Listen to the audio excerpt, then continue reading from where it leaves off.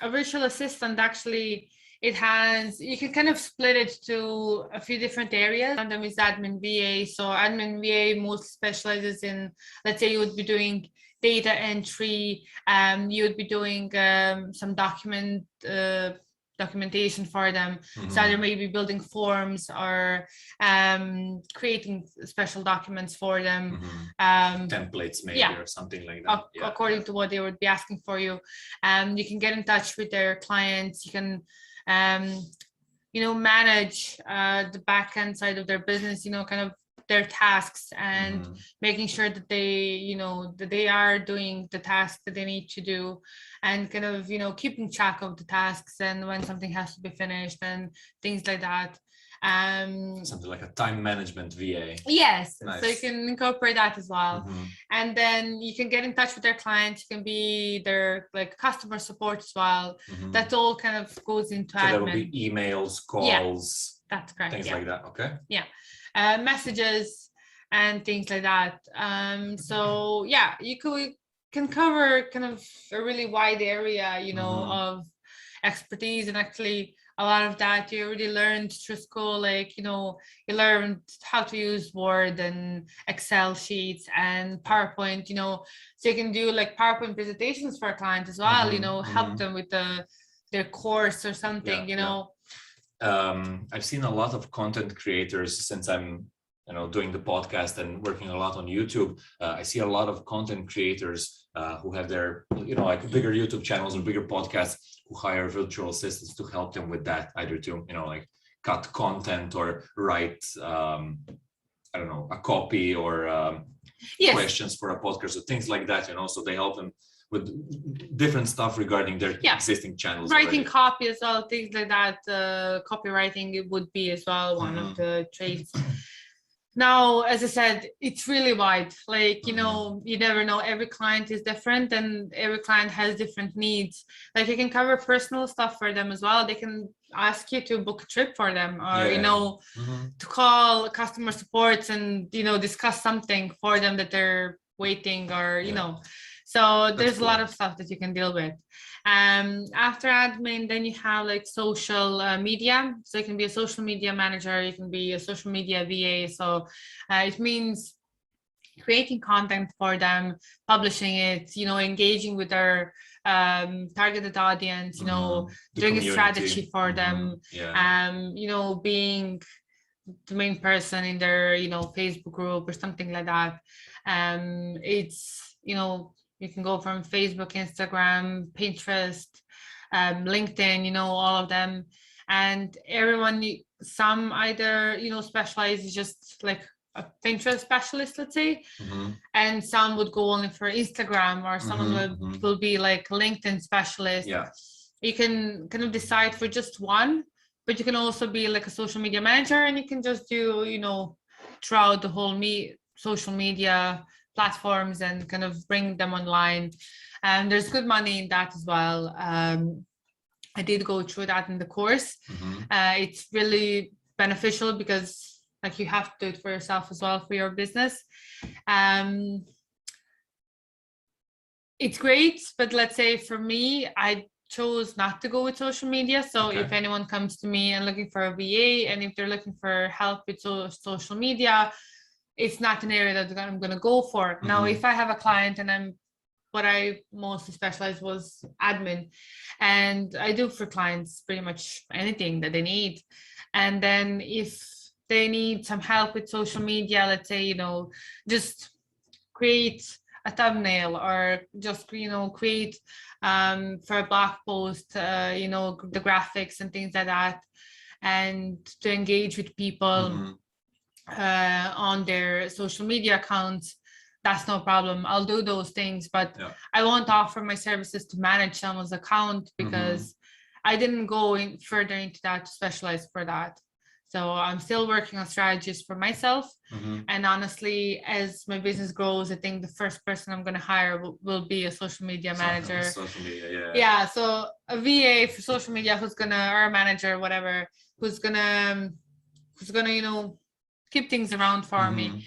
I think I'm gonna go more with the VA, because manager mostly, gives you strategy. That's it. They won't go into actually making the content for you because they just manage. So I'm going to go with the social media VA, someone who's going to do my content, as per my wishes, of course. I don't mean I do still think that I'll keep engaging myself, with my audience and everything. I do want to keep that personally still. It's just organizing content and publishing it and making sure that your, hashtags and everything are okay. It takes a lot of time, to go into that research and everything. And for me, it's kind of exhausting. And I'm like looking at the hashtags and like checking every hashtag, and I'm like, it just takes so much time. And I decided that's the one thing I'm going to let go first. Smart.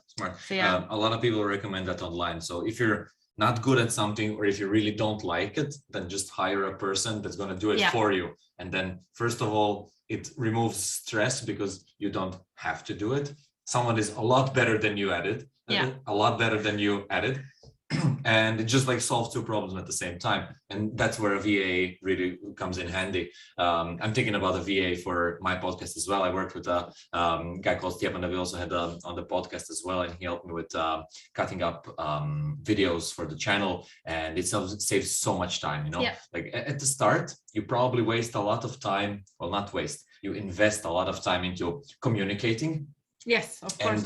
And explaining to the person what you exactly want and how does it work, like your vision, like showing the person where you want to go. That might take a bit more time, but in the end it's worth it because the person actually takes care of your work. Of course, because you do want them to do it, because that work then portrays yourself and your business. Of course. So you do want them to know what you stand for and how to do the best work to represent you, and to do that on your behalf, and to, in the end, it has to look like you've done it yourself, and that's it. Like it has to represent yourself. So you do need to take proper time for them to actually know what they need to do for you and how they have to do it. Then we have a tech VA as well. So that's an area that I went with as well.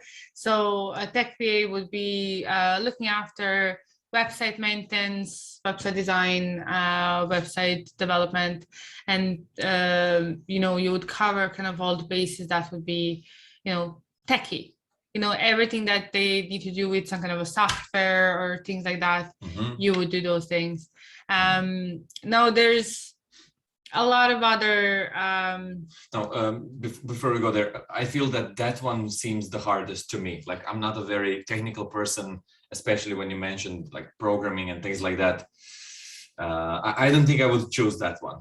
Yeah, well, as a tech VA, you don't really actually go into programming itself. That would be more higher level for coding and things like that. It's not really a main trait, like not many who know actually coding and things like that, they're going to call themselves differently. They won't be a virtual assistant, so it's most like website maintenance, website design, and website development. You can do that without even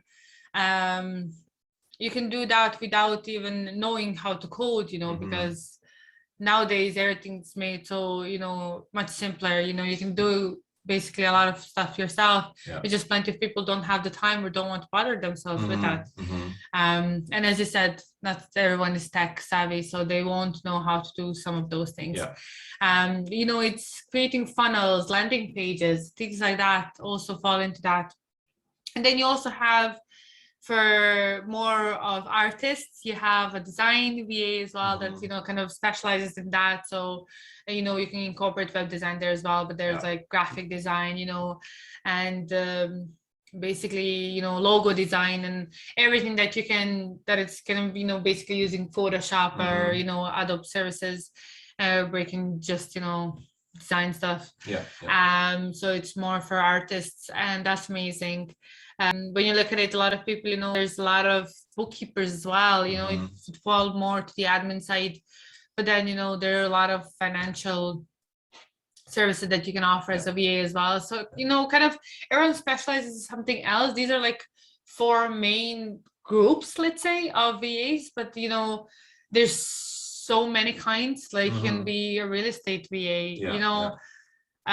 so there's so many things that you can actually offer as a VA, and probably for whatever you decide to go with, you probably have that skill already.